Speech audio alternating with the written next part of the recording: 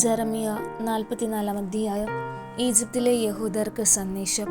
ഈജിപ്തിൽ മിഗ്ദോലിലും തഹ്പൻഹെസിലും മെംഫിസിലും പാത്രോസിലും വസിച്ചിരുന്ന യഹൂദരെ സംബന്ധിച്ച് ജെറമിയായ്ക്കുണ്ടായ അരുളപ്പാട്.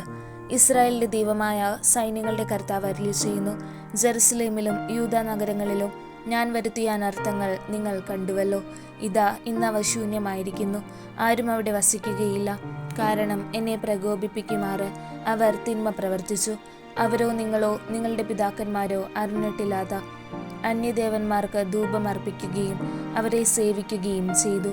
എൻ്റെ ദാസന്മാരായ പ്രവാചകന്മാരെ നിങ്ങളുടെ അടുക്കലേക്ക് ഞാൻ നിരന്തരം അയച്ചു.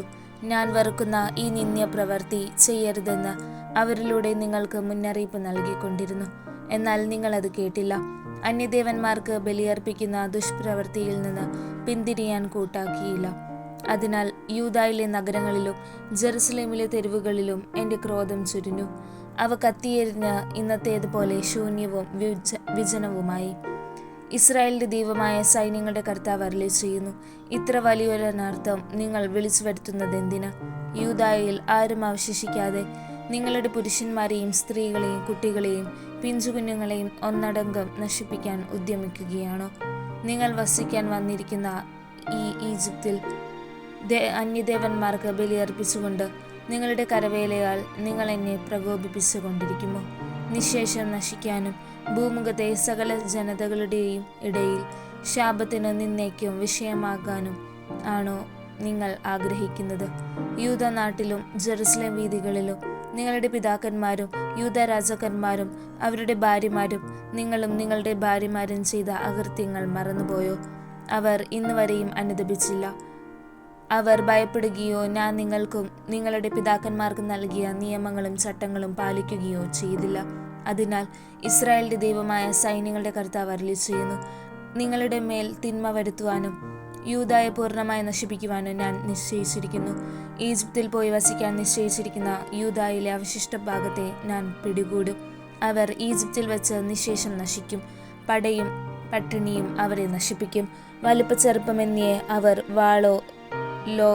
വാളാലോ ക്ഷാമത്താലോ മരണമടയും. അവർ ശാപത്തിനും നിന്ദയ്ക്കും പരിഹാസത്തിനും പരിഭ്രമത്തിനും പാത്രമാകും. ജെറുസലേം നിവാസികളെ വാളും ക്ഷാമവും പകർച്ചവ്യാധിയും കൊണ്ട് ശിക്ഷിച്ചതുപോലെ ഈജിപ്തിൽ വന്ന് വസിക്കുന്നവരെയും ഞാൻ ശിക്ഷിക്കും. ഈജിപ്തിൽ വാസമർപ്പിച്ച യൂദായുടെ അവശിഷ്ട ഭാഗത്തിൽ ആരും രക്ഷപ്പെടുകയില്ല. യൂദായിലേക്ക് തിരിച്ചു പോകാൻ ആഗ്രഹമുണ്ടെങ്കിലും അവരിൽ ആരും മടങ്ങിയെത്തുകയില്ല. ഒളിച്ചോടുന്ന ചുരുക്കം പേരൊഴികെ ആരും തിരിച്ചു പോവുകയില്ല. തങ്ങളുടെ ഭാര്യമാർ അന്യദേവന്മാർക്ക് ധൂപമർപ്പിച്ചുവെന്നറിഞ്ഞിരുന്ന പുരുഷന്മാരും സമീപത്തു നിന്ന സ്ത്രീകളും വലിയ സമൂഹവും ഈജിപ്ത് ദേശത്ത് പാത്രോസിൽ വസിച്ചിരുന്ന എല്ലാ ജനങ്ങളും ഒരുമിച്ച് ജെറമിയായോട് പറഞ്ഞു, കർത്താവിന്റെ നാമത്തിൽ നീ പറഞ്ഞ കാര്യങ്ങൾ ഞങ്ങൾ അനുസരിക്കുകയില്ല. ഞങ്ങളും ഞങ്ങളുടെ പിതാക്കന്മാരും രാജാക്കന്മാരും പ്രഭുക്കന്മാരും യൂദ നഗരങ്ങളിലും ജെറുസലേം തെരുവുകളിലും ചെയ്തിരുന്ന ഇതുപോലെ രാജ്ഞിക്ക് ധൂപവും പാനീയവും അർപ്പിക്കും. അന്ന് ഞങ്ങൾക്ക് ഭക്ഷ്യസമൃദ്ധി ഉണ്ടായിരുന്നു. അതൊരനർത്ഥവും തീണ്ടാതെ ഞങ്ങൾ സുഖമായി കഴിഞ്ഞിരുന്നു. എന്നാൽ ആകാശരാജ്ഞിക്കുള്ള ധൂപാർച്ചനയും പാനീയ ബലിയും നിർത്തിയത് മുതൽ ഞങ്ങൾക്ക് എല്ലാറ്റിനും വറുതിയാണ്. പടയും പട്ടിണിയും ഞങ്ങളെ വിഴുങ്ങുകയാണ്. സ്ത്രീകൾ ചോദിച്ചു, ആകാശരാജ്ഞിക്ക് ഞങ്ങൾ ധൂപവും പാനീയവും അർപ്പിച്ചപ്പോൾ ഞങ്ങളുടെ ഭർത്താക്കന്മാരുടെ അറിവ് കൂടാതെയാണോ അവളുടെ രൂപത്തിൽ ഞങ്ങൾ അടയുണ്ടാക്കുകയും ദ്രാവക നൈവേദ്യം ചൊരിയുകയും ചെയ്തത്?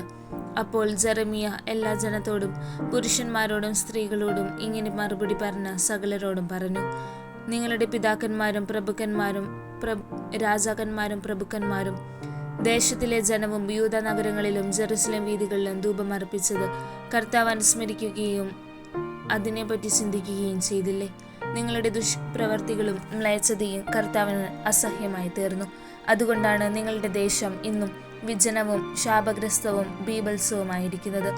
നിങ്ങൾ കർത്താവിന്റെ വാക്ക് കേൾക്കാതെ അവിടുത്തെ നിയമങ്ങളും ചട്ടങ്ങളും കൽപ്പനകളും ലംഘിച്ച് ധൂപമർപ്പിച്ച് കർത്താവിനെതിരായി പാപം ചെയ്തതുകൊണ്ടാണ് ഈ അനർത്ഥങ്ങൾ ഇന്ന് നിങ്ങളുടെ മേൽ പതിച്ചിരിക്കുന്നത്. ജെറമിയ എല്ലാവരോടും പ്രത്യേകിച്ച് സ്ത്രീകളോടും പറഞ്ഞു, ഈജിപ്തിൽ വന്ന് പാർക്കുന്ന യൂദാക്കാരെ, കർത്താവിന്റെ വാക്ക് കേൾക്കുവിൻ. ആകാശരാജ്ഞിക്ക് ധൂപവും പാനീയവും അർപ്പിക്കുമെന്ന് ചെയ്ത പ്രതിജ്ഞ നിറവേറ്റുമെന്ന് നിങ്ങളും നിങ്ങളുടെ ഭാര്യമാരും നാവുകൊണ്ട് പറയുകയും കരങ്ങൾ കൊണ്ട് അനുഷ്ഠിക്കുകയും ചെയ്തിരിക്കുന്നു. ശരി, നിങ്ങളുടെ നേർച്ചകൾ നിറവേറ്റുവിൻ, പ്രതിജ്ഞകൾ പാലിക്കുവിൻ. ഈജിപ്തിൽ പാർക്കുന്ന യൂദാക്കാരെ, കർത്താവിൻ്റെ വചനം ശ്രവിക്കുവിൻ.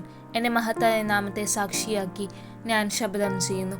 കർത്താവാണേ എന്ന് സത്യം ചെയ്യാനായി യൂദാ വംശജരാരും ഈജിപ്തിൽ ഒരിടത്തും എൻ്റെ നാമം ഉച്ചരിക്കുകയില്ല എന്ന് കർത്താവ് അരുളി ചെയ്യുന്നു. നന്മ ചെയ്യാനല്ല, അനർത്ഥങ്ങൾ വരുത്താനാണ് ഞാൻ അവരുടെ നേരെ തിരിയുന്നത്. ഈജിപ്തിൽ വസിക്കുന്ന യൂദാ വംശജർ നിശേഷം നശിക്കുന്നതുവരെ വാളും ക്ഷാമവും അവരെ വേട്ടയാടും. എന്നാൽ ഒരു ചെറിയ ഗണം വാളിൽ നിന്ന് രക്ഷപ്പെട്ട് ഈജിപ്തിൽ നിന്ന് യൂദായിലേക്ക് മടങ്ങിപ്പോകും. അപ്പോൾ എൻ്റെ വചനമാണോ തങ്ങളുടെ വചനമാണോ നിലനിൽക്കുന്നതെന്ന് ഈജിപ്തിൽ വന്ന് പാർക്കുന്ന യൂദായുടെ അവശിഷ്ട ഭാഗം അറിയും. നിങ്ങളുടെ മേൽ അനർത്ഥം വരുത്തുമെന്ന് ഞാൻ ചെയ്ത ശപഥം ഈ ദേശത്ത് വെച്ച് നിങ്ങളെ ശിക്ഷിച്ചുകൊണ്ട് പൂർത്തിയാകും എന്നതിന് ഇതാ ഞാൻ ഒരു അടയാളം തരുന്നു. കർത്താവ് അരുളി ചെയ്യുന്നു. ഇതാ, ഈജിപ്ത് രാജാവായ ഫറവോ ഹോഫ്രായെ അവൻ്റെ ജീവൻ വേട്ടയാടുന്ന ശത്രുക്കളുടെ കൈകളിൽ ഞാൻ ഏൽപ്പിച്ചു കൊടുക്കും. യൂദാ രാജാവായ സെദെക്കിയായെ അവനെ കൊല്ലാൻ ശ്രമിച്ചിരുന്ന ശത്രുവായ ബാബിലോൺ രാജാവ് നബൂഖദ്നേസറിന്റെ കൈകളിൽ ഞാൻ ഏൽപ്പിച്ചു കൊടുത്തതുപോലെ തന്നെ.